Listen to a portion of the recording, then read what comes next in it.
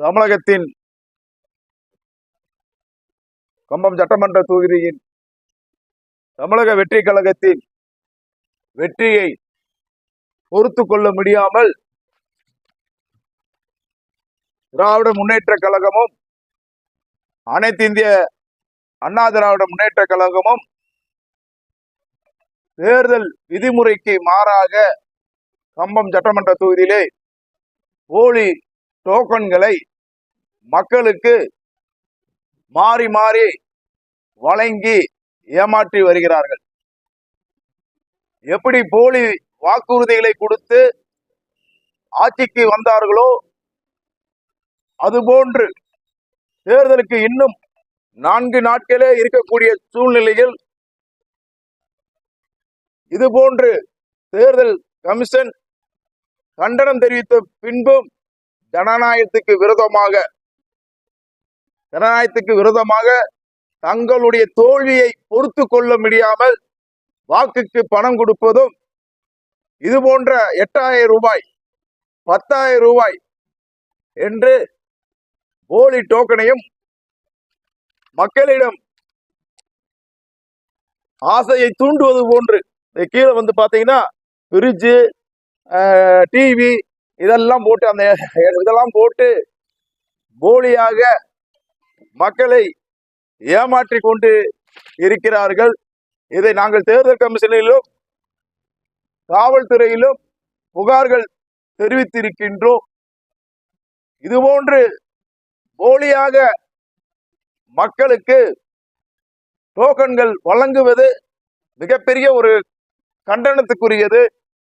தேர்தல் நம்முடைய இந்திய ஜனநாயகத்துக்கு எதிரானது.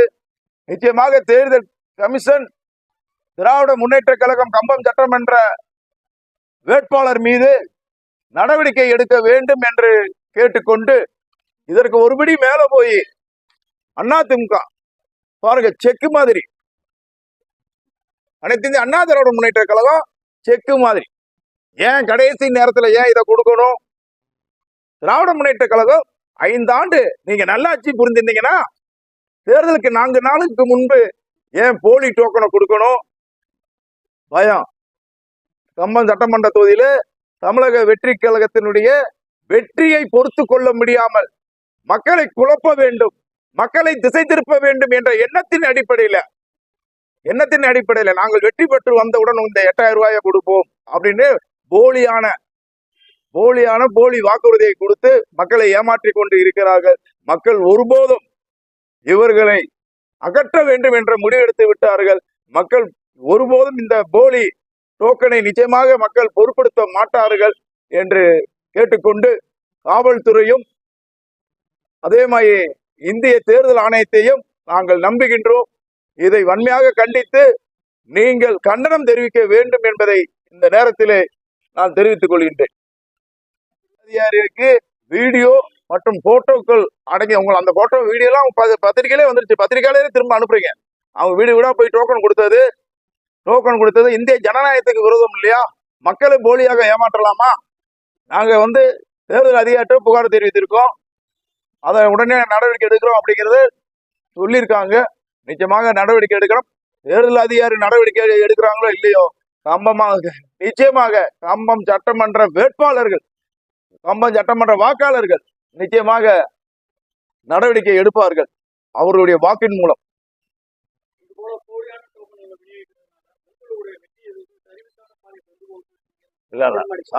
வெற்றிக்கான சரிவு பாதை அப்படின்னு நான் நினைக்கல. மக்களை திரும்ப ஏமாத்துறாங்களே அப்படிங்கிற ஒரு ஆதங்கம் எனக்கு இருக்கு.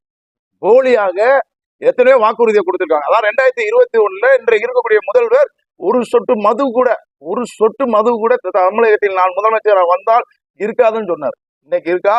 இன்னைக்கு அவர் வந்த பிறகு 6 ஓடுது. தேர்தலுக்கு 4 நாளுக்கு முன்பு மக்களை முட்டாள் என்று நினைத்து கொண்டு ஏமாற்றக்கூடாதுல்ல. மக்களை ஏமாற்றக்கூடாது. பாமர ஜனங்களை, ஏழை எளிய மக்களை, கம்பம் சட்டமன்ற தொகுதியில் இருக்கக்கூடிய கூலி வேலைக்கு போற தோட்ட தொழிலாளர்களை ஏமாற்றக்கூடாதுல்ல. அந்த ஆதங்கம் தான் எனக்கு. என்னுடைய வெற்றி எப்பயோ தீர்மானிக்கப்பட்டது. நிச்சயமாக அதே வாக்கு விதியாவது கம்பம் சட்டமன்ற தொகுதியில வெற்றி பெறுவோம். இப்ப ஒவ்வொரு இடத்துல அவங்க பயப்படுறாங்க. போய் மக்களை சந்திக்க முடியல.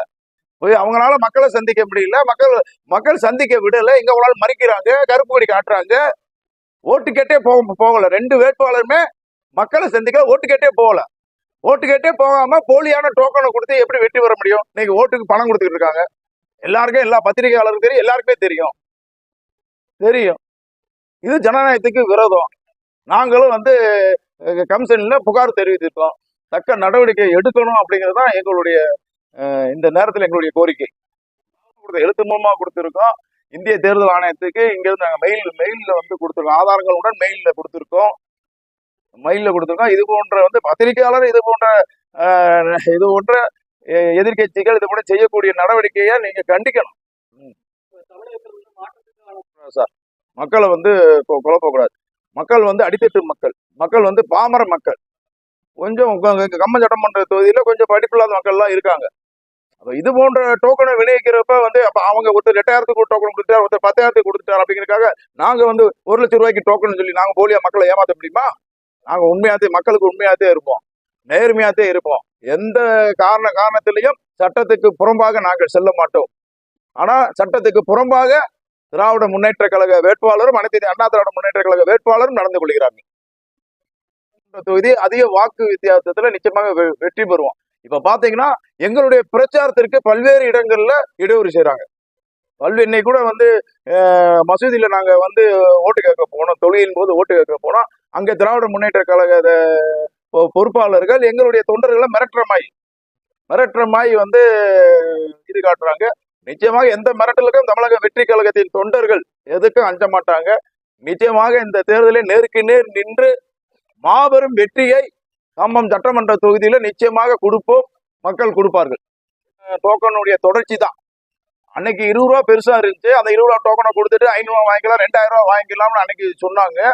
இன்னைக்கு இதே மாதிரிதான் இந்த 8000 ரூபா 10,000 ரூபா டோக்கனும் வந்து எப்படி ஆர்கே நகர்ல போலியாக டோக்கன் கொடுத்து மக்களை ஏமாற்றி வெற்றி பெற்றார்களோ அந்த வெற்றியை இங்க கம்பம் சட்டமன்ற தொகுதியில் வெற்றி விடலாம் என்று நினைக்கிறார்கள். இங்க வந்து மக்கள் ஜாக்கிரதையாக இருக்காங்க. நாங்க நிச்சயம் மக்கள் மத்தியில இதை கொண்டு சேர்ப்போம்.